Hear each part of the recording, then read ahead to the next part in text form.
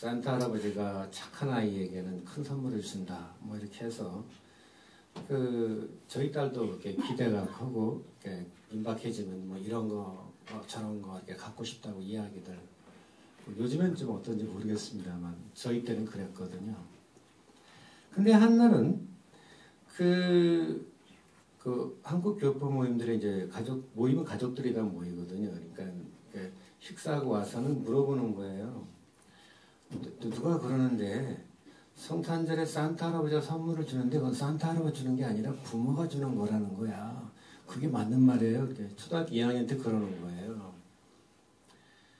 여러분은 그럴 때 여러분의 자녀들에게 뭐라고 말씀하시겠어요?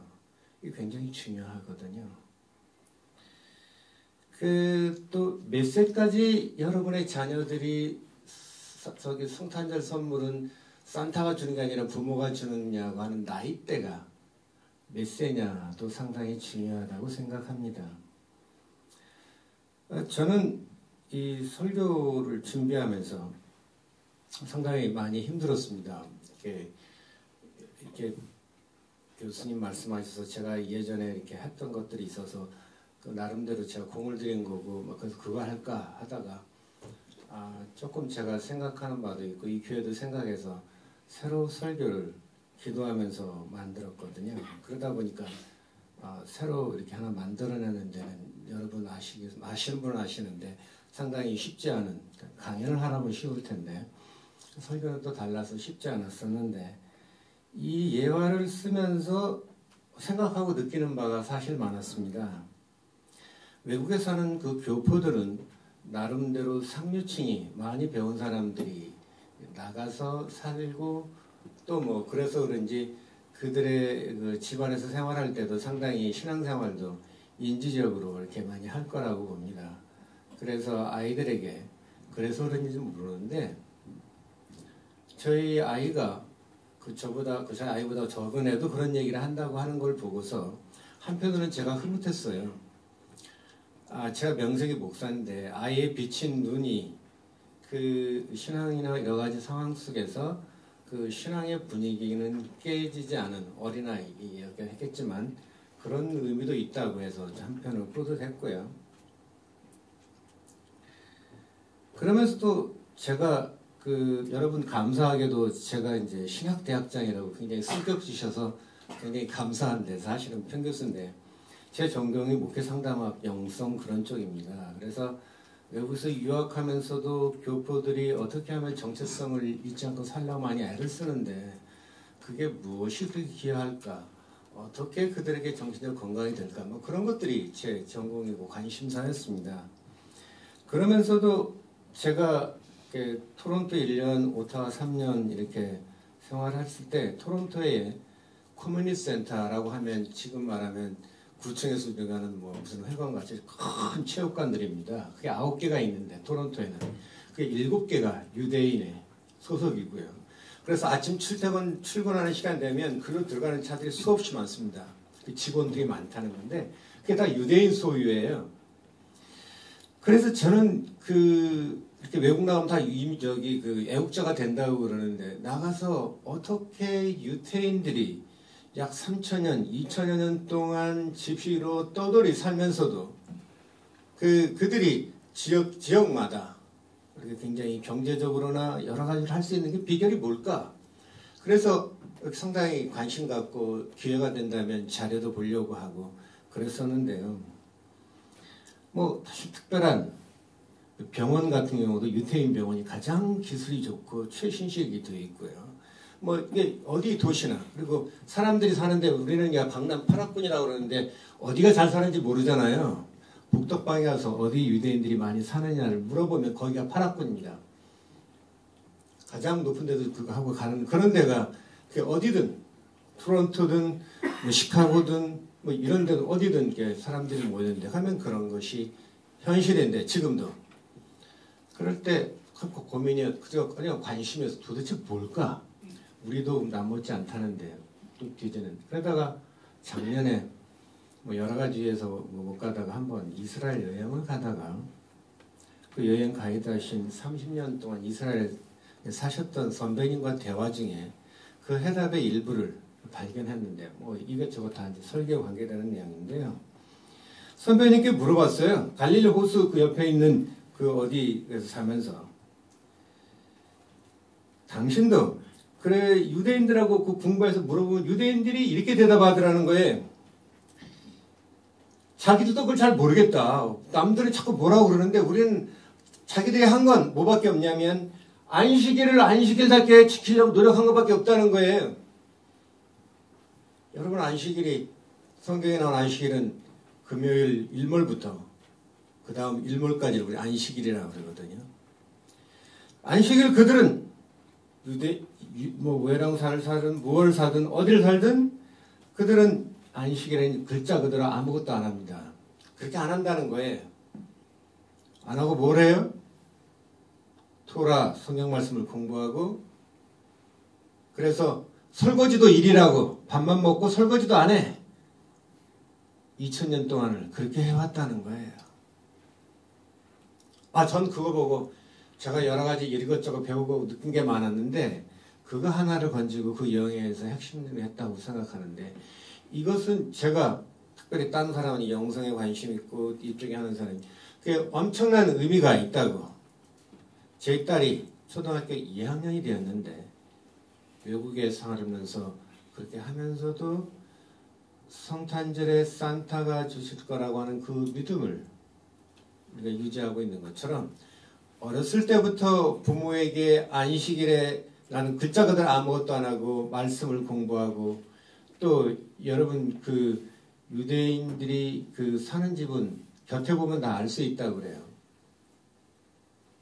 옛날에 게스타포들이 유대인들을 잡아낼 때 어떻게 잡아냈냐면 집을 가다 보면 집 오른쪽에 조그마한 이런 게 붙어 있습니다. 그거는 그 안에 신명기 6장 4절에서 5절 들어라 이스라엘아 이런 내용이 히브리어를 써가지고 말아가지고 그 안에 넣어놓고 들락날락 할 때마다 손바닥하고 어떤 때는 거기다 키스하면서 나올 때 하는 그걸 보고 저기는 유대인 집이라고 그런 것을 안다는 거예요. 그렇기 때문에 유대인들이 그랬구나. 우리도 뭐 특별한 그 비결이 거기 있었구나. 특별히 개신교에서는 굉장히 많은 것을 질적으로 수학식 이런 걸 하지만 사실은 중요한 것은 매우 단순한 데 있었다는 거예요. 그런 것을 깨닫고 너무 예수님 한다고 해서도 좀 기분이 그래서 안 가다가 어떤 계기가 돼서 가게 돼서 그런 거를 보고 큰 숙제 하나를 해결한 적이 있었던 것 같습니다.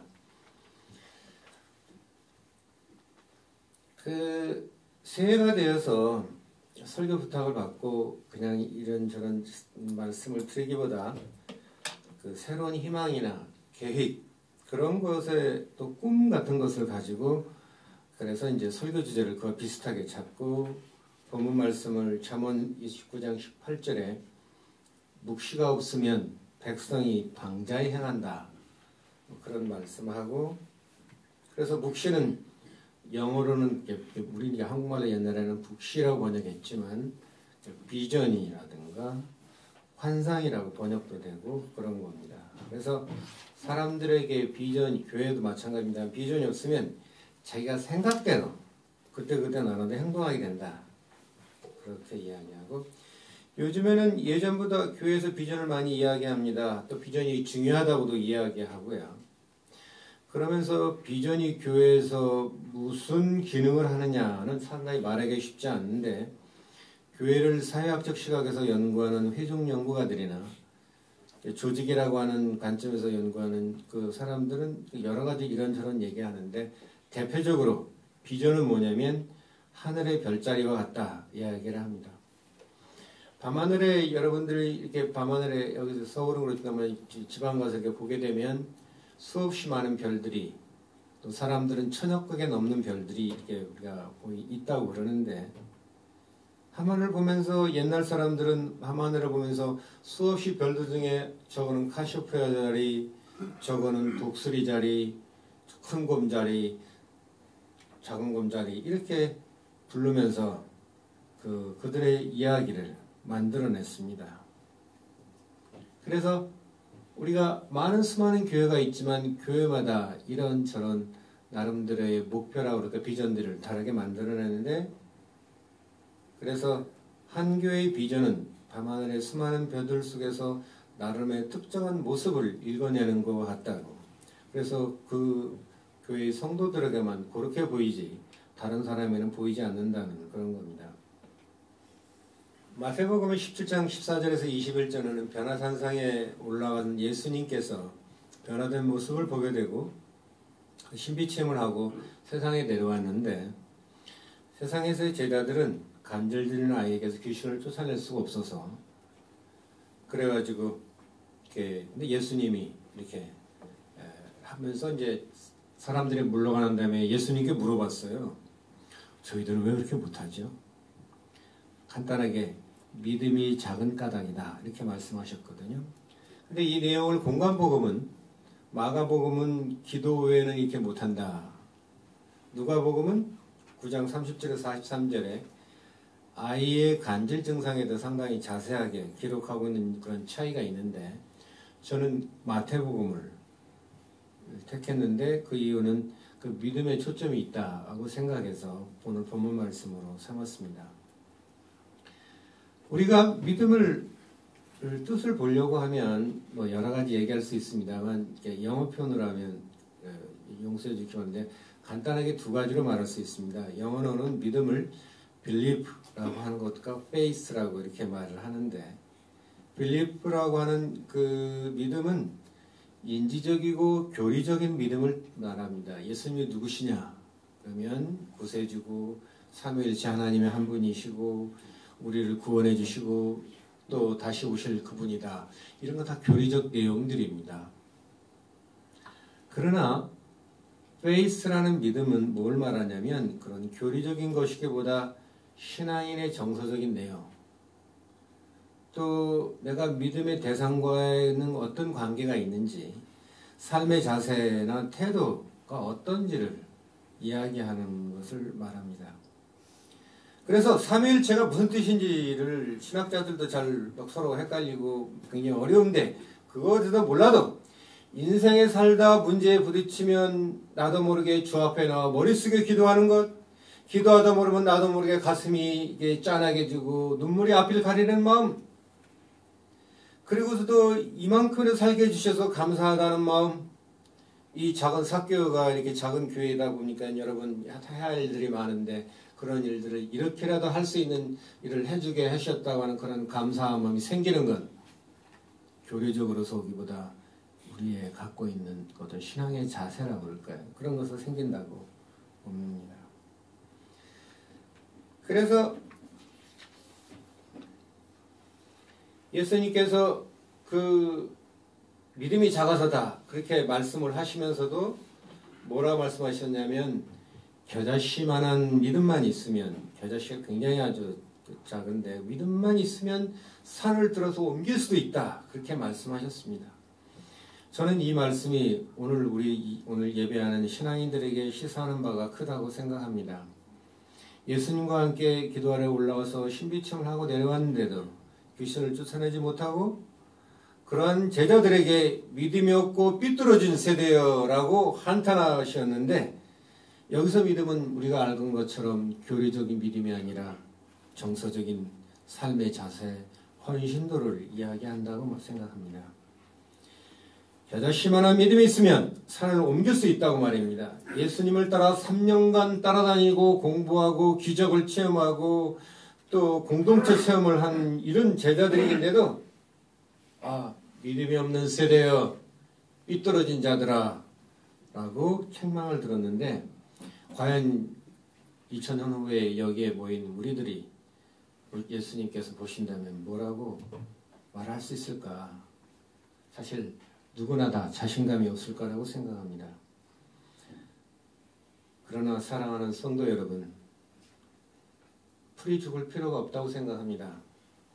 왜냐하면 여기 앉아 계신 여러분들은 다 믿음이 있어서 앉아 있다고 저는 확신하고 장담하기 때문에 그렇습니다.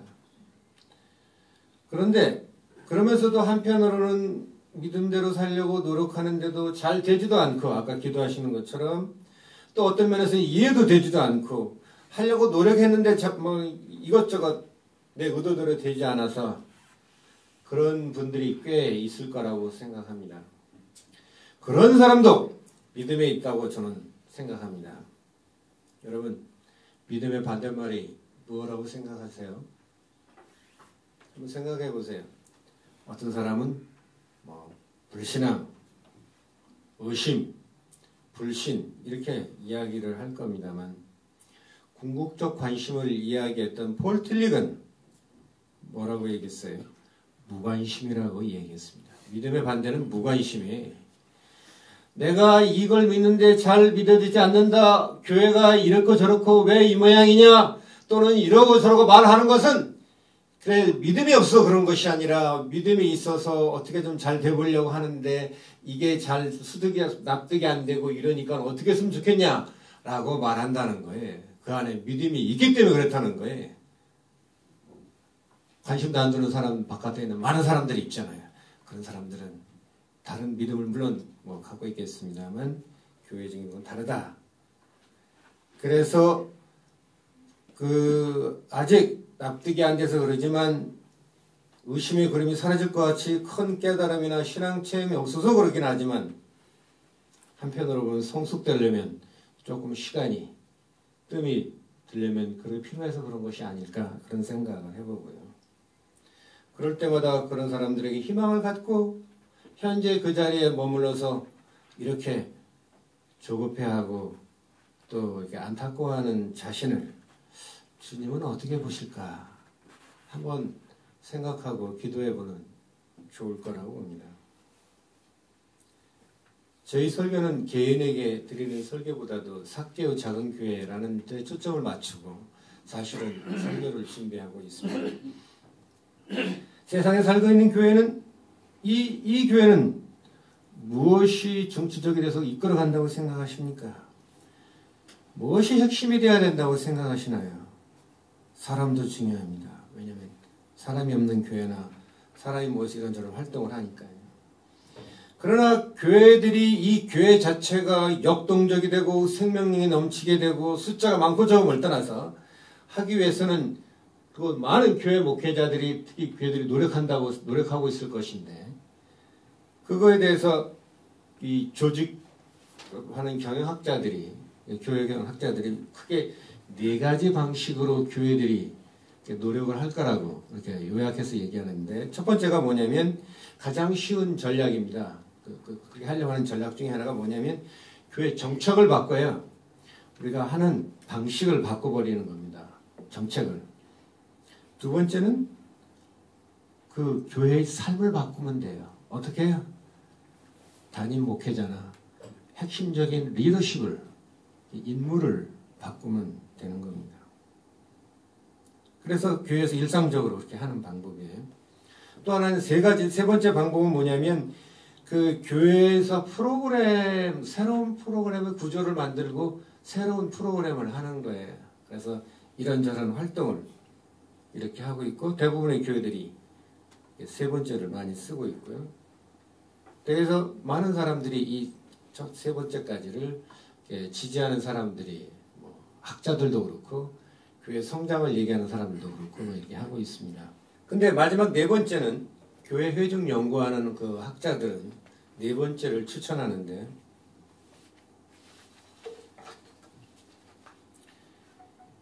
교회의 목표를 분명히 하라는 겁니다. 왜 우리가 여기 와서 이걸 모이는지를 그것을 분명하게 정의하는 거라는 거예요. 많은 사람들이 목표 없이 그냥 모였기 때문에 하는 경우가 많거든요. 무엇 때문에 여기 모여서 이 찬송과 예배를 드리고 사랑의 교제를 나누는 공동체를 만들어 가려고 노력하는가? 무엇을 바라보고 하는가? 그것을 목적을 분명히 하는 것이 교회의 활력과 역동성을 위해서 중요하게 되고 그렇게 할 때마다 뭐가 되냐면 그런 교회는 꿈을 꾸게 되고요. 비전을 갖게 된다는 겁니다. 교회는 비전이 중요해요. 교회에 왜 모이느냐 목적의식이 분명하면 외부의 폭풍과 몰아치고 내부 구성원들의 그 미성숙이나 뭐 동물적 욕구가 분출되어서 부딪히면서 조화를 이루지 못해 어떤 때는 삐거덕거리고 비틀거려도 방향 감각을 잊어버리지 않고 나아갈 수 있기 때문에 그렇습니다. 제가 대학생 시절 읽었던 갈매기 꿈을 저는 이렇게 기억하게 됐습니다. 여러분들이 기억하시는 분들 많을 거예요. 조나단 리빙턴 시거리라는 책인데 저는 그때 책만 이렇게 보고 지나갔더니 이번에 이제 설교를 준비하면서 그 책을 빌려다가 조금 이렇게 여기저기 훑어봤는데 그 책을 쓴 사람이 비행사 출신의 무명의 작가가 썼다는 그런 거라고 그러더라고요. 그리고서 이 책을 쓰고 난 다음에 바람과 함께 사라지다와 그 다음으로 그 많은 책이 팔렸다고 무명의 작가가 쓰는 그런 책이라고 그러면서 그때 옛날에 대학생 시절에 읽을 때는 몰랐었는데 근데 그 주인공 조나단이라는 갈매기는 이렇게 같이 이제 살아가다가 보니까 삶을 너무 살아가기 위한 일이 많다. 내가 어선의 쥐를 달아다니면서 어부들이 던져주는 빵을 조금 먹고 살기 위해서 살 것인가. 어떤 걸 고민하다가 살기 위한 다른 이유를 그는 찾아나서 무리를 떠나고 나는 법을 배우려고 하고 더 높게 날려고 합니다. 그때 조나단이 하늘 날아오를 때 높이 날아올 때 이랬다는 거예요. 정말 이것이 하늘이로구나를 깨달았다는 거예요. 날아다니는 그리고 그 책 서문에 가장 높이 나는 갈매기가 가장 멀리 본다. 그렇게 얘기를 했다는 거예요. 인간도 마찬가지라고 생각합니다. 한 개인이 어디에다가 자신의 보는 시야에 초점을 두고 사느냐에 따라 그의 삶이 당장은 남들하고 다를지 몰라도 어느 정도 시간이 지나면 많이 달라졌을 겁니다. 교회도 마찬가지입니다. 교회도 자신의 목표를 어디에 두고 있느냐에 따라 그의 모습이 많이 달라지고 또 이렇게 점점 그렇게 돼갈 겁니다. 그리고 교회의 표에서 우러나온 그것들이 교인들의 삶에 반영되어 그 교회가 생명력이 넘치고 자랄 수 있다고 봅니다.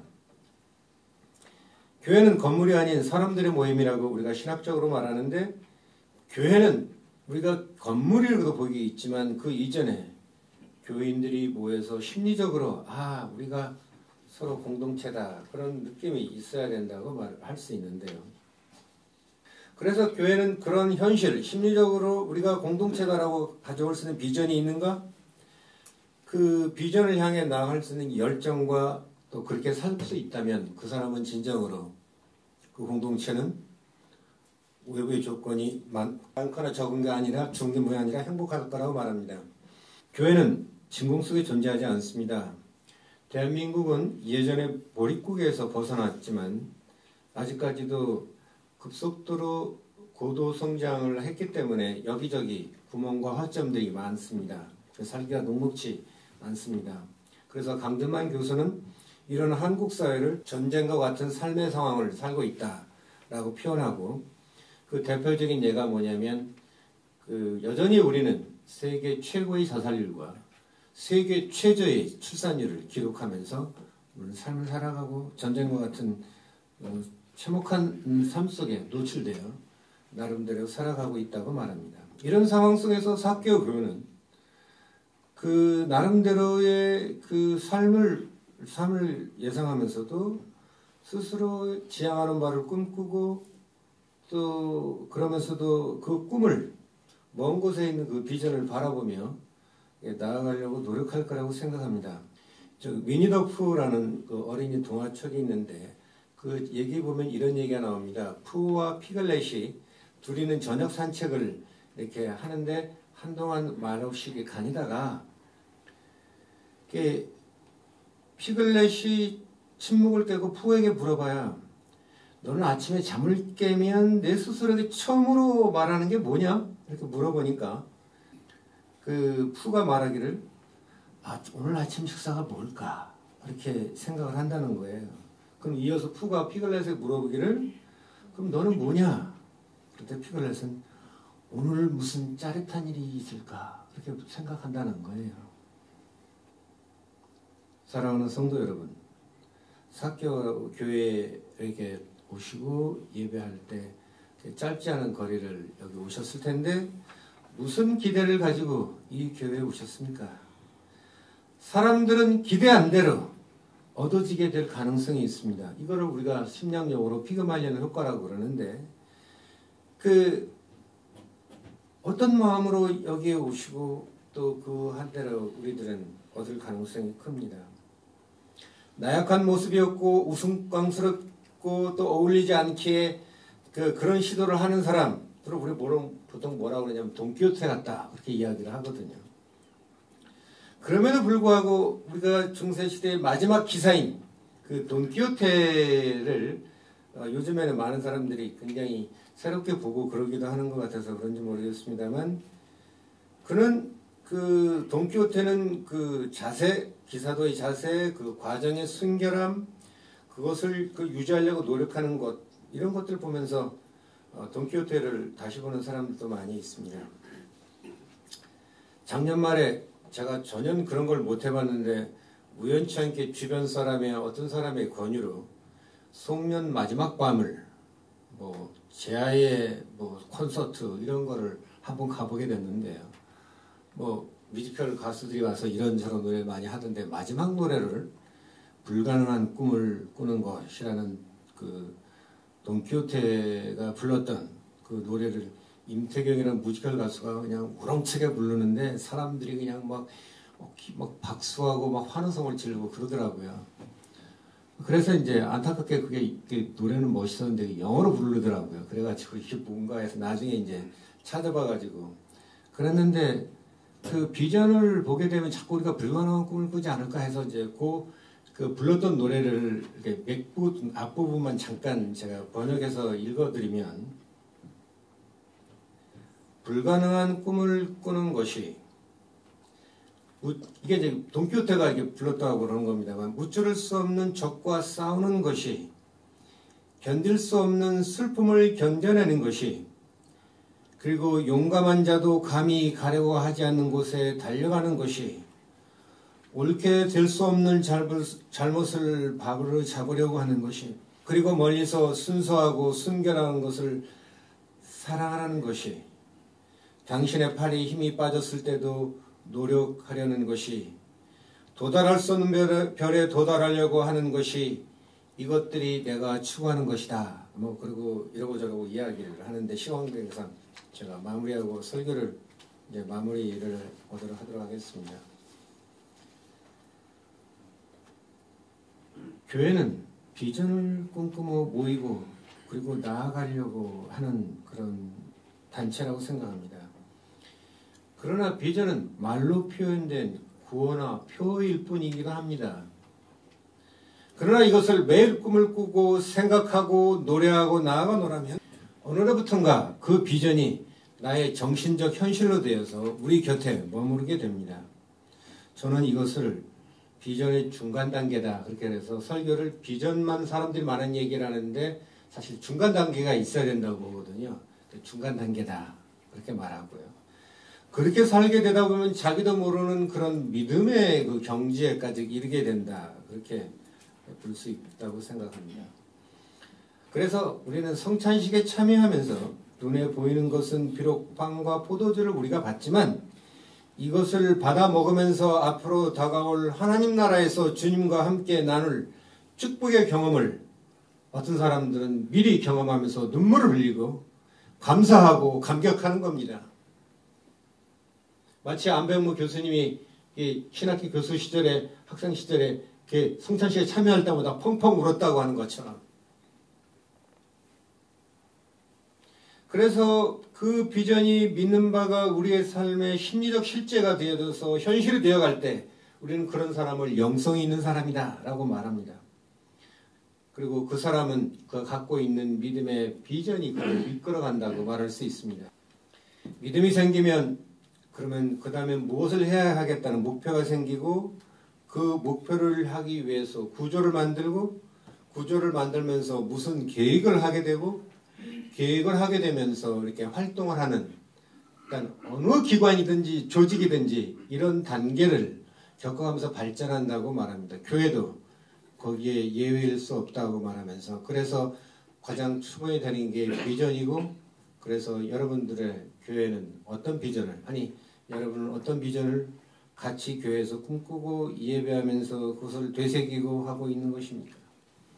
근데 문제는 교회 비전을 어느 한 사람만이 가져서는 그게 힘과 약하고, 적어도 가능한 어느 정도의 많은 수의 그 공동체 구성원들이 함께 나눌 수 있고 공유할 수 있을 때 힘이 나오고 시너지 효과가 난다는 겁니다. 삭개오 작은 교회의 성도 여러분, 여러분들에게 이 비전이 함께 하시고, 분명히 저는 있다고 보는데, 그리고 그것을 유지시키고 발전하는데 그러한 교회가 되시고, 그 교회 위에 주님의 과호가 처음 교회가 시작된 것처럼 앞으로도 영원히 함께 하시기를 축원합니다. 잠깐 기도하시겠습니다. 주여, 사랑의 주여, 삭개오 작은 교회를 기억하여 주시옵소서. 주여, 이들에게 허락하신 하늘나라의 비전을 잊지 않고 모이고 또 그 비전대로 살아가려고 하고 믿음을 지키려고 하는 아름다운 성도들입니다. 이 교회가 처음 시작하게 된 그 동기와 뜻을 잘 키워나가도록 지켜주옵소서. 주여, 저들만 남겨두지 마시고 성령으로 머리 숙인 성도들의 가슴 속에 뜨겁게 역사하셔서 하늘나라의 비전이 머리의 지식이 아니라 그들의 가슴 속에 따끈따끈하게 할 수 있는 그러한 그것이 되어서 어떤 때는 연약하고 의심에 흔들리기도 하지만 그것들을 녹여내고 새로운 에너지로 화할 수 있는, 그래서 하늘나라의 향기가 될 수 있도록 주여 축복하고 주옵소서.